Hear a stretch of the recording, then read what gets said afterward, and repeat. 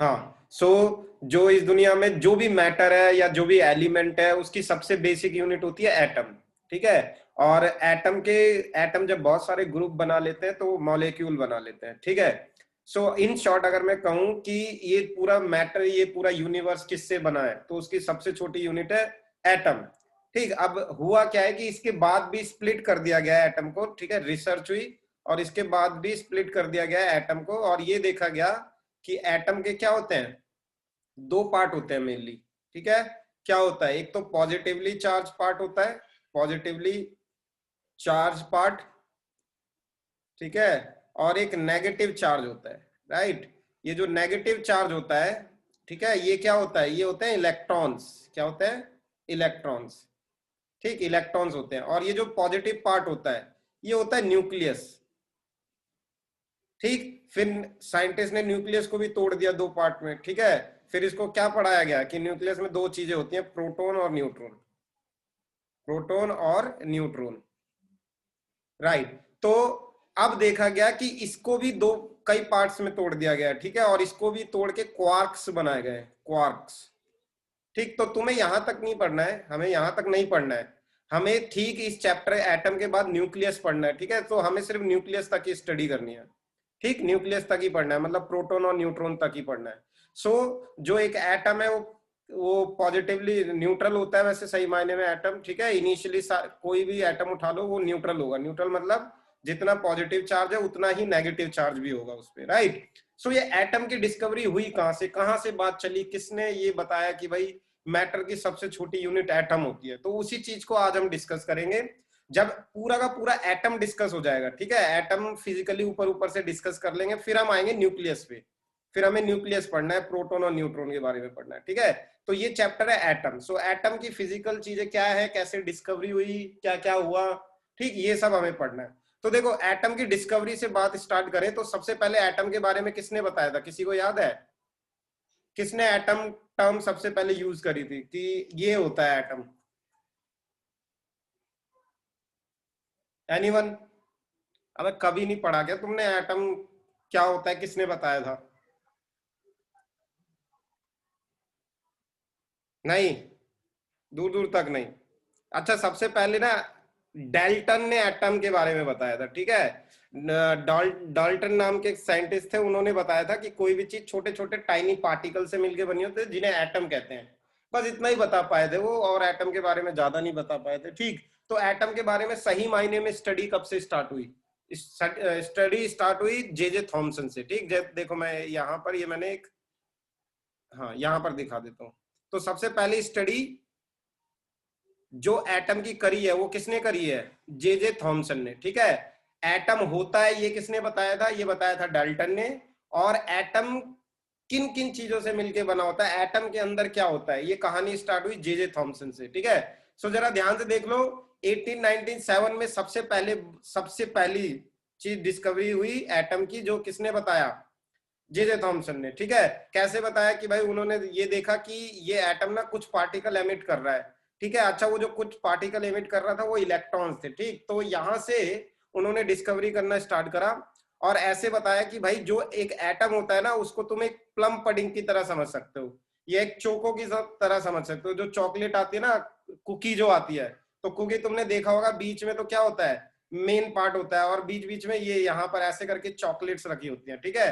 तो वो जो चॉकलेट वाला पार्ट होता है वो नेगेटिव चार्ज होता है। राइट। और ये जो बाकी कुकी होती है ये पूरा का पूरा पॉजिटिव चार्ज होता है। ठीक है। सो उन्होंने बताया एटम एक प्लम पडिंग की तरह होता है जिसमें पॉजिटिव चार्ज भी होता है और नेगेटिव चार्ज भी होता है। ठीक है। पॉजिटिव चार्ज भी होता है और नेगेटिव चार्ज भी होता है। पॉजिटिव चार्ज ऐसे होता है, ठीक है, बीच में सारा जो होगा वो पॉजिटिव चार्ज होगा, और बीच बीच में इन पॉजिटिव चार्ज को न्यूट्रलाइज करने के लिए बीच बीच में इलेक्ट्रॉन्स होंगे। ठीक है। अगर इनका मॉडल समझना है तो सबसे अच्छा एग्जांपल है वाटरमेलन मॉडल। ठीक है। मैं तुम्हें दिखाता हूं, इन्होंने कंपेयर करा था उससे भी।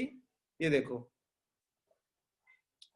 कॉपी और यहाँ पेस्ट कर देते हैं, है ना, इसको पेस्ट। हाँ, ये देखो इस तरीके से।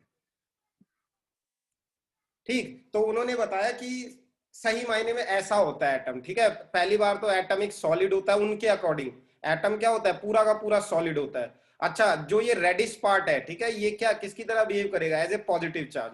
और ये जो बीच बीच में ये जो इसके सीड्स हैं, ये किसकी तरह बिहेव करेंगे, नेगेटिव चार्ज की तरह।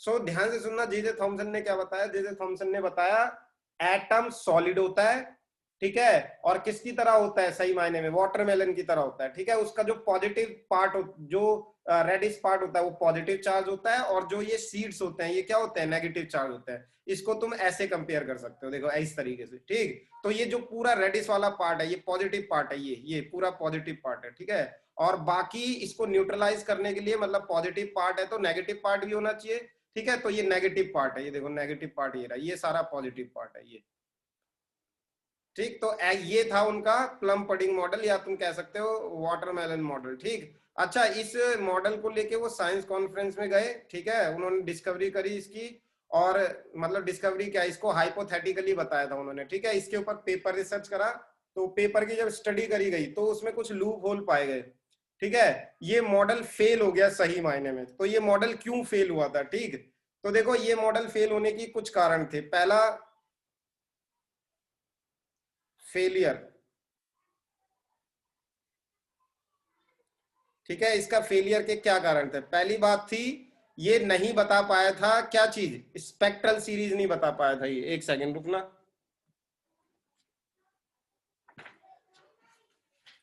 हे राम।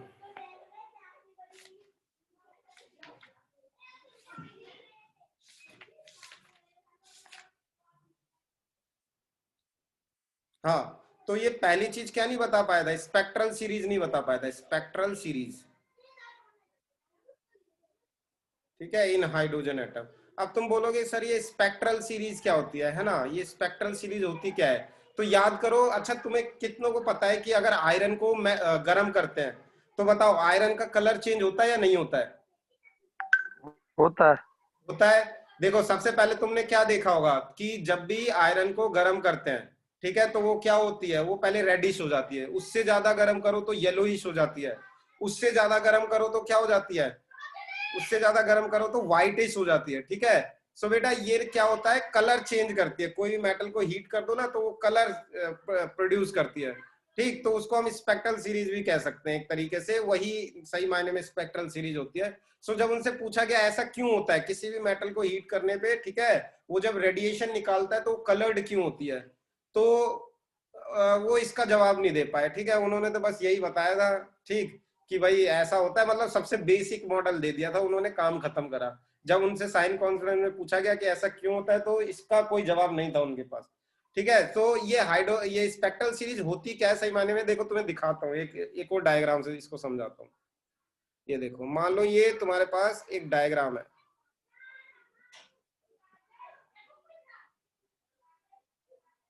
ठीक है, देखो इस तरीके से। अब स्पेक्ट्रल सीरीज देखनी है तो क्या करा इन्होंने, इन्होंने एक ट्यूब, एक चैम्बर बनाया, इसमें रख दी हाइड्रोजन गैस, ठीक है। हाइड्रोजन गैस को गर्म कर दिया, गर्म कर दिया तो वो एनर्जी ले लेंगे हाइड्रोजन इलेक्ट्रॉन, फिर वो एनर्जी रिलीज भी करेंगे, ठीक है। जब वो एनर्जी रिलीज करेंगे, जो भी रेडिएशन रिलीज करी, ठीक है, उसको एक स्लिट के थ्रू पास करा दिया, ऐसे करके एक बीम बना दी उसकी, ठीक है, बिल्कुल एक कॉलीमेटेड बीम बना दी ऐसे, ठीक। अच्छा, जब वो बीम इससे पास कराई गई तो फिर उसको प्रिज्म से पास कराया गया। अच्छा, प्रिज्म क्या करता है तुम्हें पता है, हर डिफरेंट लाइट को डिफरेंट रिफ्रैक्टिव इंडेक्स प्रोवाइड कर देता है, ठीक है, जिसकी वजह से वो स्प्लिट हो जाती है। तो स्प्लिट होके ऐसे कलर मिले, देखो इस तरीके से हमें कलर मिले, ठीक है। तो इन्हें कहते हैं हम स्पेक्ट्रल सीरीज, ये है हमारी स्पेक्ट्रल सीरीज, ठीक है। जब उनसे पूछा गया कि भाई ये स्पेक्ट्रल सीरीज के बारे में पता है, क्योंकि भाई तुमने कहा है कि सबसे छोटी यूनिट एटम होती है, सो एटम से ही तो ये आ रही होगी, तो कहां से आ रही है ये, सो उन्होंने जे जे थॉमसन के पास इसका कोई भी जवाब नहीं था, ठीक है। तो इसके बारे में कुछ नहीं बता पाए। स्पेक्ट्रल सीरीज ऐसे डेमोन्स्ट्रेट होती है, और लैब में कैसे दिखती है वो देखो, लैब में ऐसा दिखती है। अगर स्पेक्ट्रल सीरीज बनाओगे ना तो हाइड्रोजन की स्पेक्ट्रल सीरीज ऐसे दिखती है, देखो। प्रिज्म से पास कराने के बाद देखो ऐसे दिखती है स्पेक्ट्रल सीरीज। तो ये है हमारी स्पेक्ट्रल सीरीज, और ये किसकी स्पेक्ट्रल सीरीज है, ये हाइड्रोजन की स्पेक्ट्रल सीरीज है, ठीक है, हाइड्रोजन स्पेक्ट्रल सर सीरीज। तो हाइड्रोजन की जगह कुछ भी भर सकते हैं वहाँ? क्या? हाइड्रोजन की जगह कुछ भी भर सकते हैं वहाँ हाँ हाँ, कुछ भी, क्यूब में? कोई सा भी मटेरियल रख दो बेटा, कोई सा भी मटेरियल, ठीक है। उसको गर्म करोगे तो वो ठंडे होने पे क्या करता है, रेडिएशन इमिट करेगा। देखो किसी भी चीज को गर्म करोगे बाद में ठंडा तो होगा ना, तो ठंडा कैसे हो रहा है? अपने में से हीट निकाल के, रेडिएशन निकाल के। सो उसी रेडिएशन का पार्ट था ये कलर, ठीक है। इनको हम स्पेक्ट्रल सीरीज कहते हैं। सो इस स्पेक्ट्रल सीरीज को समझा नहीं पाए जे जे थॉमसन, ठीक है, क्योंकि इतनी डिटेल में नहीं गए थे, उन्होंने ऊपर ऊपर से मॉडल दे दिया था। अब तुम बोलोगे फिर इसको पढ़ क्यों रहे, तो बेटा सबसे स्टैंडर्ड और स्पेसिफिक, मतलब सबसे बेसिक मॉडल था ये जे जे थॉमसन। इसमें ज्यादा कुछ नहीं था, बस चार्ज के बारे में बताया गया था, ठीक। सो इससे फिर आगे स्टडी हुई और रदरफोर्ड ने फिर स्टडी करी। अच्छा, तो इनके पेपर को और किसने पढ़ा? रदरफोर्ड ने भी पढ़ा था, ठीक है। अब रदरफोर्ड ने एक और क्वेश्चन रेज करा। उन्होंने बोला कि मैंने एक अल्फा स्कैटरिंग एक्सपेरिमेंट करा है, ठीक है। क्या करा है? Alpha scattering experiment, alpha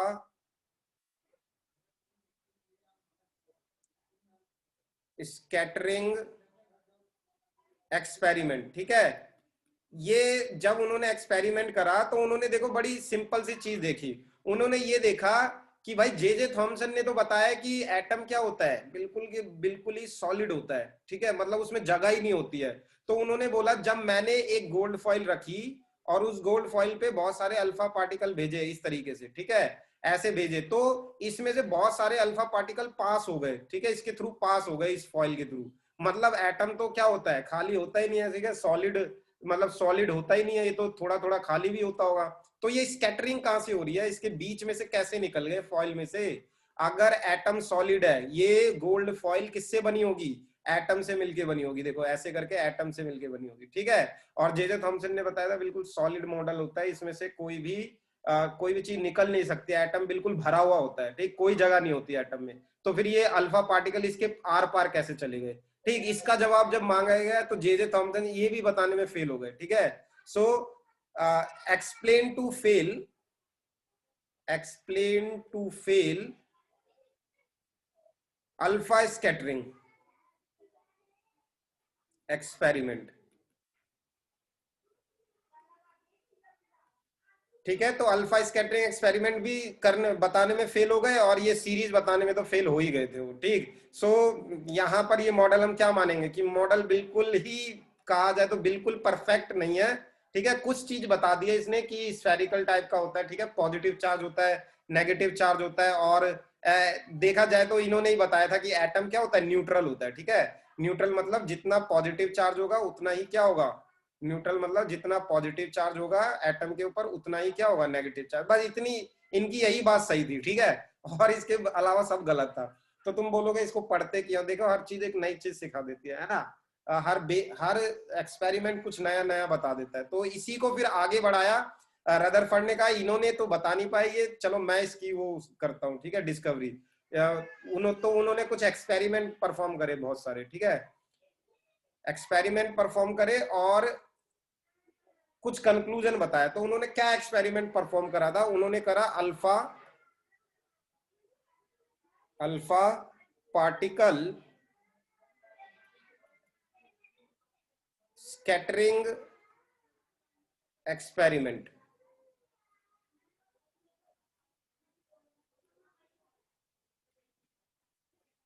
alpha particle scattering experiment, ठीक है, ये अब हमें पढ़ना है।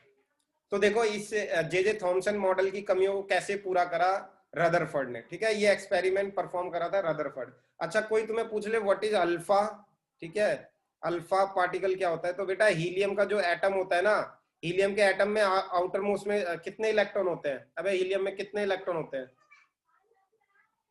पता है किसी को? दो। दो। दो।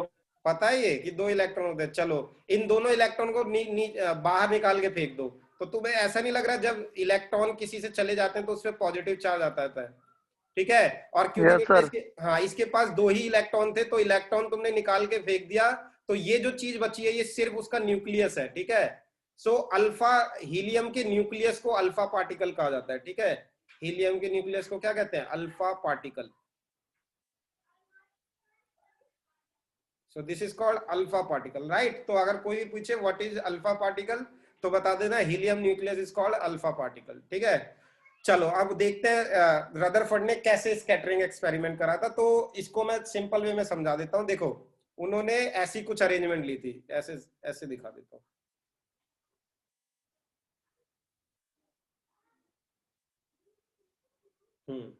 इस चीज को ध्यान से देखना और समझना उन्होंने सही मायने में करा क्या था। देखो, क्योंकि उन्हें एटम के बारे में पढ़ना था, ठीक है, कि एटम क्या है, उसके अंदर जगह है या नहीं है, सॉलिड होता है नहीं होता है, ठीक है। तो सबसे पहले देखो, उन्होंने सबसे पहले ली एक गोल्ड फॉइल, ठीक है। अब तुम बोलोगे सर गोल्ड फॉइल क्यों ली, ठीक है। देखो, उन्हें सिर्फ एक एटम की लेयर चाहिए थी। क्या चाहिए थी? सिर्फ एक एटॉमिक लेयर चाहिए थी, ऐसे करके, ठीक है। और सबसे मेलिएबल मेटल इस पूरी दुनिया की कौन सी है? गोल्ड। मतलब गोल्ड को ही सबसे थिन शीट में काटा जा सकता है, ठीक है। और सबसे ज्यादा मेलिएबल मेटल है ये गोल्ड, ठीक। तो यही ऐसा दिखा सकते हैं, यही एक ऐसी शीट, इससे ही एक ऐसी शीट क्रिएट करी जा सकती है जिसमें लगभग एक ही एटम की लेयर बने, ठीक। क्योंकि अगर देखो बहुत सारे एटम की लेयर या तुमने थिक लेयर बना दी तो उसका क्या होगा? अगर तुमने थिक शीट ले ली तो क्या होगा?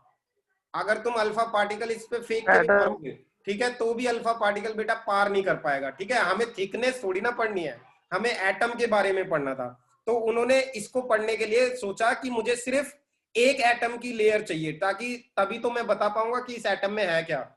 तो एक एटम की लेयर जो सबसे ज्यादा मेलिएबल मेटल से बनाई जा सकती है वो गोल्ड है यहाँ पर, ठीक है।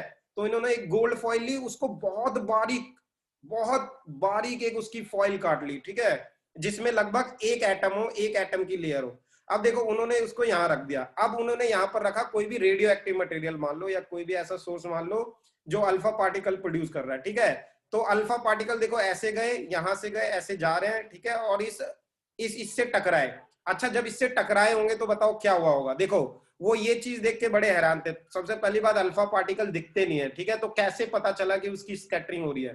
तो ये जो तुम्हें पीछे स्क्रीन दिख रही है ना, ये वाली स्क्रीन, ठीक है, ये जिंक सल्फाइड की यस। स्क्रीन थी, जिंक सल्फाइड की। और जिंक सल्फाइड की एक प्रॉपर्टी होती है कि उससे जब भी अल्फा पार्टिकल आके टकराता है, ठीक है, तो वहां पर एक ब्राइट स्पॉट बन जाता है। क्या बन जाता है?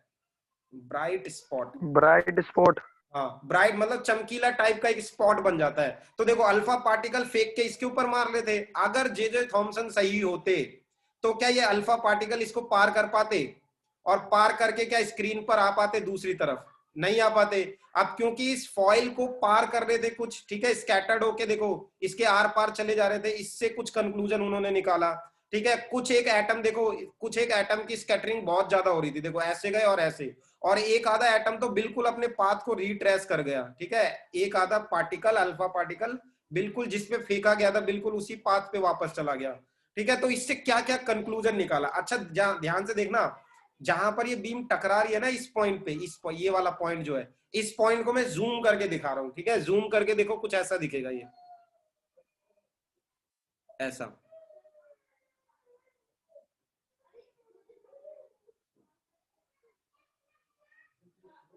ये देखो ऐसे करके दिखेगा, ठीक है। वो फॉइल जो वन लेयर एटम की थी वो कुछ ऐसे है, देखो।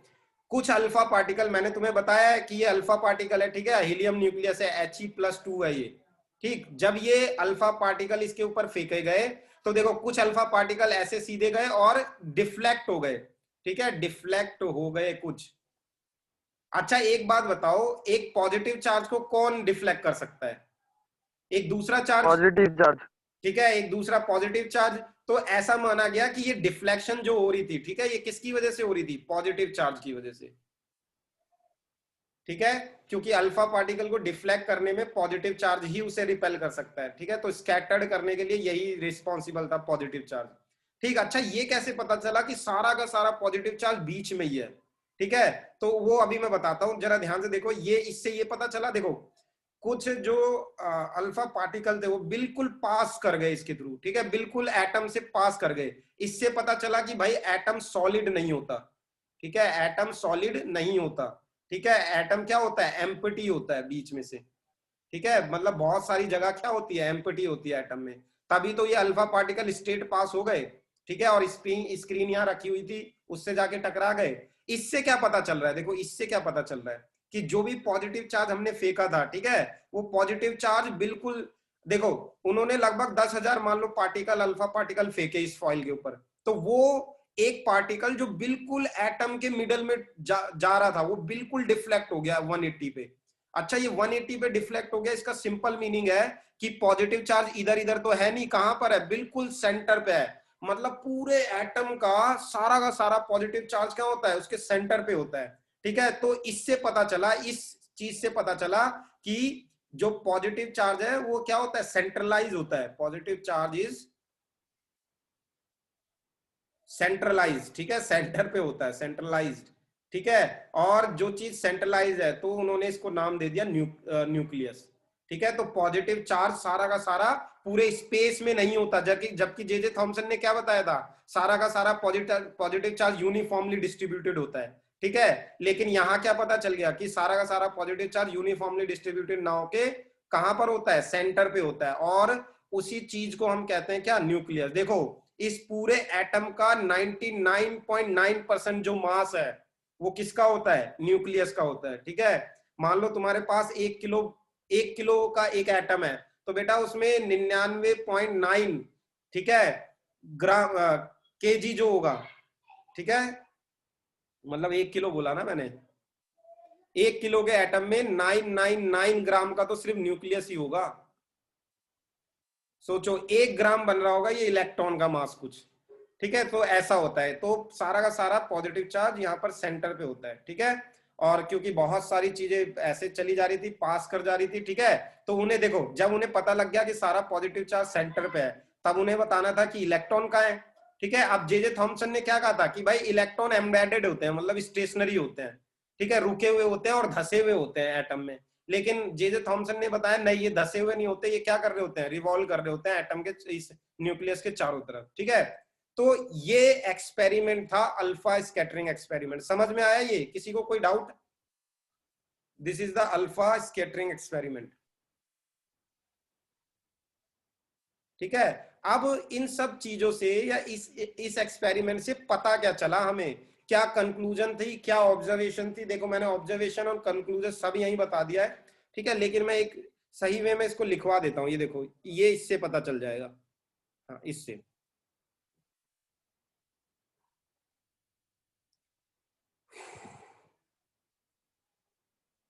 ठीक है, यहां देखो, ये इस तरीके से। ठीक है, सो यहां देखो कैसे पता चला ये। कंक्लूजन क्या है, द वास्ट मेजोरिटी, ये ऑब्जर्वेशन है, ये जो ब्लैक में लिखी हुई है ये ऑब्जर्वेशन है, और ये जो येलो में लिखा हुआ है, ठीक है, ये क्या है, ये रिजल्ट है, उसका कंक्लूजन है। तो पहली चीज क्या थी, the vast majority of particle were not deflected. ठीक है, कुछ जो बहुत ज्यादा पार्टिकल थे वो बिल्कुल स्ट्रेट पास हो गए थे। इसका मतलब सिंपल है कि एटम भैया सॉलिड नहीं होता है, क्या होता है, खाली होता है, 99% स्पेस खाली होता है उसमें। ठीक है, sum of the particle deflected through large angle, और कुछ पार्टिकल क्या थे, लार्ज एंगल से डिफ्लेक्ट हो रहे थे, और उनको डिफ्लेक्ट कौन कर रहा था, पॉजिटिव चार्ज कर रहा था, जो सेंटर पे प्रेजेंट होता है। ठीक है, so there must be a very small nucleus with a positive charge with a large electric field near to its surface. Alpha particle repelled particularly are positively charged, so the nucleus must be positively charged in order to create an electric force of repulsion। कहने का ये मतलब है कि सारा का सारा positive charge कहाँ था, सेंटर पे था। ठीक है, और लास्ट वाला एटम आर न्यूट्रल ओवरऑल। उन्होंने बताया एटम क्या होते हैं, न्यूट्रल होते हैं। तो जब पॉजिटिव चार्ज सेंटर पे है तो इलेक्ट्रॉन उसके चारों तरफ क्या कर रहे होंगे, रिवॉल्व कर रहे होंगे, और एटम की सही पिक्चर ऐसी है। ठीक है, सो देखो उनकी डिस्कवरी के बाद जे जे थॉमसन का मॉडल कैसा था, जे जे थॉमसन का मॉडल ऐसे था ये। ठीक है, ऐसे था देखो, लेकिन जब उन्होंने डिस्कवरी कर ली तो उनका मॉडल ऐसे था, ऐसे। आई होप ये चीज समझ में आ गई होगी।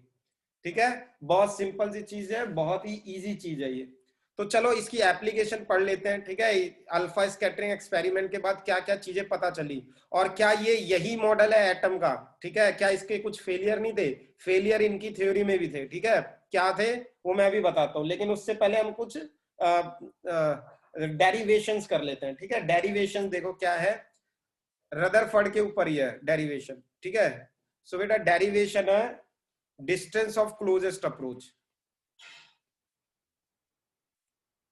Distance of closest approach.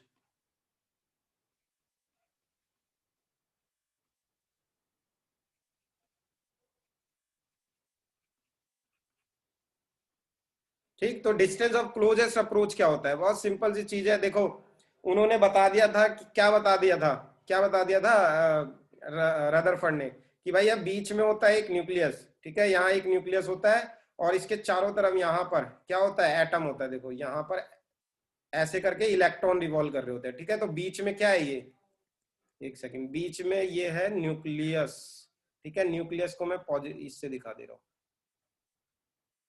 अच्छा, किसी भी न्यूक्लियस का अगर चार्ज दिखाना हो ना, जनरल चार्ज, तो उसको ऐसे दिखाते हैं, देखो याद कर लेना इसको, इसको दिखाते हैं प्लस जेड ई से। किससे?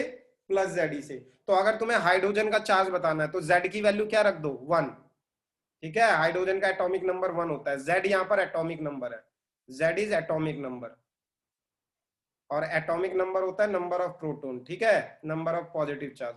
सो अगर तुम्हें हाइड्रोजन के बारे में डिस्कस करना है तो उसके न्यूक्लियस पे कितना पॉजिटिव चार्ज होगा, प्लस ई का, ठीक है। और अगर तुम्हें हीलियम के बारे में बात करना है तो जेड की जगह 2 रख दो, तो प्लस 2 ही, मतलब 2 प्रोटॉन हो गए उसमें, ठीक है।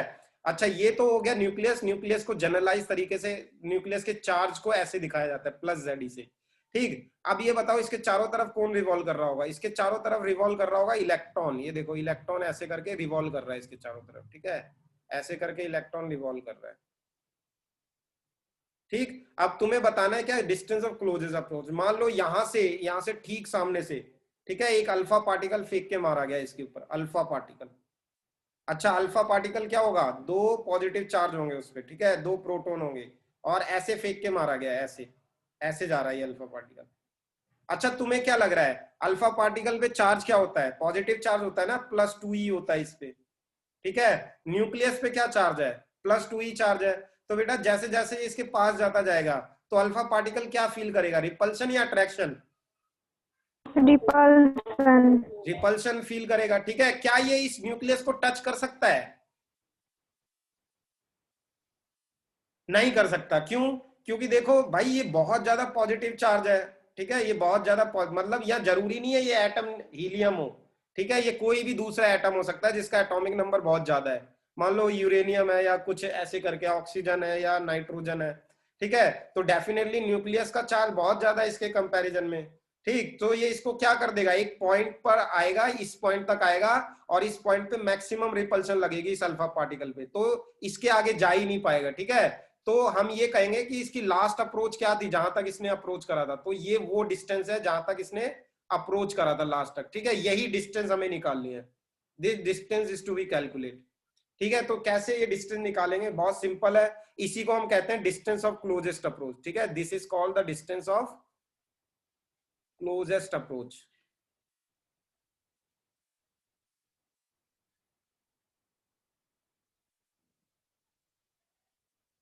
ठीक है, और ये डी ही हमें फाइंड करना है। अच्छा, एक बात बताओ, जब ये न्यूक्लियस इसकी तरफ आ रहा होगा एक पर्टिकुलर वेलोसिटी से, तो इसके पास किस टाइप की एनर्जी रही होगी? अरे काइनेटिक एनर्जी, ठीक है। जो भी चीज मूव करती है उसके पास कौन सी एनर्जी होती है, काइनेटिक एनर्जी। अब अल्फा पार्टिकल मूव करते हुए जा रहा है इसकी तरफ, तो इसके पास एक एनर्जी है, कौन सी, ½ mv², तो ये ½ mv² से जा रहा है, ठीक है। अच्छा, जैसे जैसे ये पास जाता जा रहा है, जैसे ही पास आएगा तो ये इसको रिपेल करना स्टार्ट कर देगा, इसका न्यूक्लियस, ठीक है। मतलब ये न्यूक्लियस इसको रोकने में एक वर्क डन करेगा। अब बताओ, 2 पॉजिटिव चार्ज के बीच वर्क डन का फॉर्मूला क्या होता है? अगर मान लो 2 पॉजिटिव चार्ज है तुम्हारे पास, ठीक है, और उनके बीच डिस्टेंस डी है, तो इनके बीच वर्क डन का फॉर्मूला क्या होता है, पढ़ा था इलेक्ट्रोस्टैट्स में? किसने पढ़ा इलेक्ट्रोस्टैट में वर्क डन का फॉर्मूला क्या होता है, याद है किसी को? Anyone? What is the formula of work done between 2 charges?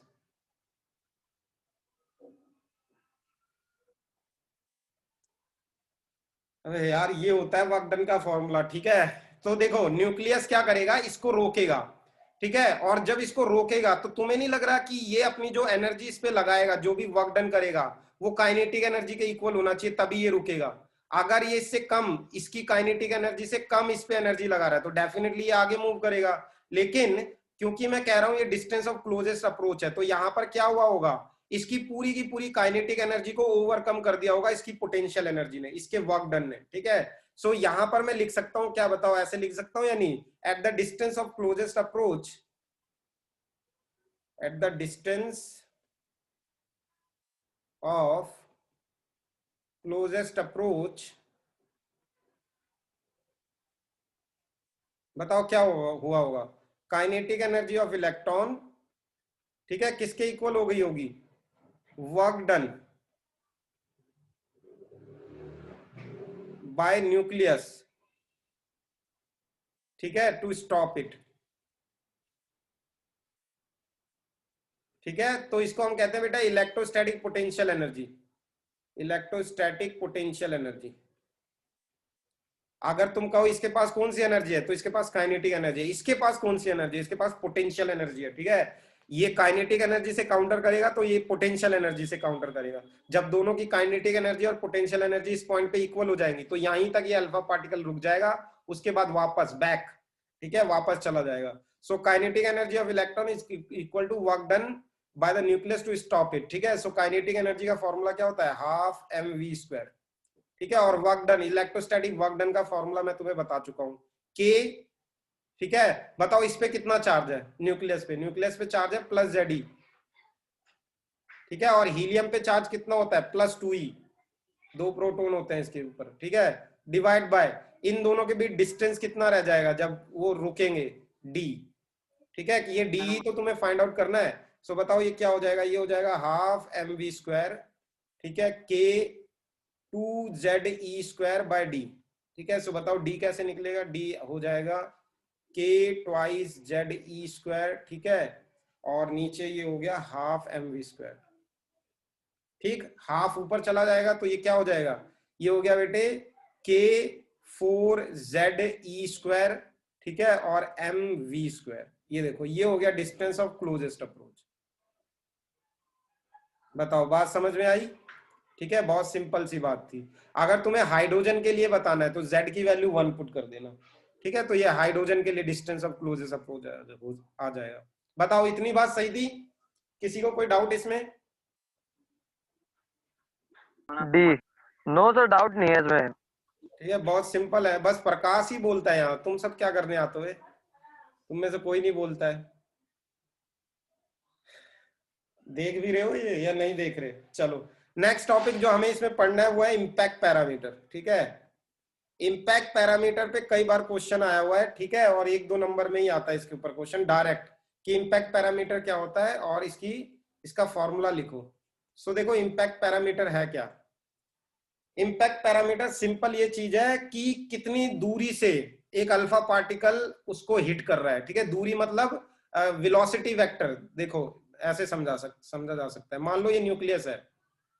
ठीक है, ये हमारे पास न्यूक्लियस है, this is the nucleus. Nucleus पे चार्ज क्या है, +Ze। ठीक है, ये हमारे पास है न्यूक्लियस। ठीक, अच्छा इसकी सेंट्रल लाइन क्या होगी, सेंट्रल लाइन ऐसे करके होगी ना कुछ, इसकी सेंट्रल लाइन है। ठीक है, अब मैं कह रहा हूं कि मान लो जो अल्फा पार्टिकल इसको अप्रोच कर रहा है। ठीक है, मान लो ये जो अल्फा पार्टिकल इसको अप्रोच कर रहा है, अल्फा पार्टिकल जो अप्रोच कर रहा है उसका वेलोसिटी वेक्टर इस डायरेक्शन में। तो बताओ ये वेलोसिटी वेक्टर ऐसे जाएगा या नहीं जाएगा, ऐसे जाएगा, ऐसे जाएगा। लेकिन जैसे ही ये अल्फा पार्टिकल यहाँ पहुंचेगा इस पे एक रिपल्शन लगेगी, नहीं लगेगी, रिपल्शन लगेगी और ये ऐसे मूव कर जाएगा। ठीक है, देखो ऐसे स्कैटर्ड हो जाएगा और ये वाला जो एंगल होगा, ये मान लो ये थीटा एंगल है। ठीक, अगर मान लो यही अल्फा पार्टिकल यहाँ होता, अबे भाई ये अल्फा पार्टिकल ऐसे जा रहा होता, तब बताओ क्या होता,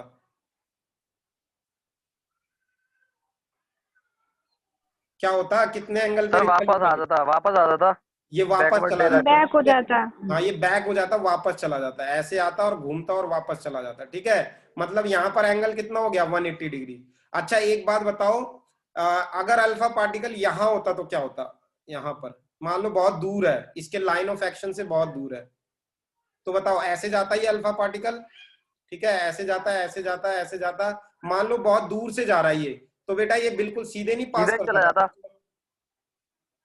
चला जाता, नहीं चला जाता। तो इसकी डिफ्लेक्शन किस पे डिपेंड कर रही है, क्या इसकी डिफ्लेक्शन इस डिस्टेंस पे पे। डिपेंड नहीं कर रही, इस डिस्टेंस पे। हाँ। ठीक है, कि ये इस वाली लाइन से कितनी दूरी पे जा रहा है। ठीक है, तो बेटा इसी वाली डिस्टेंस को कहते हैं, इस वाले डिस्टेंस को कहते हैं इम्पैक्ट पैरामीटर। क्या कहते हैं, इम्पैक्ट पैरामीटर।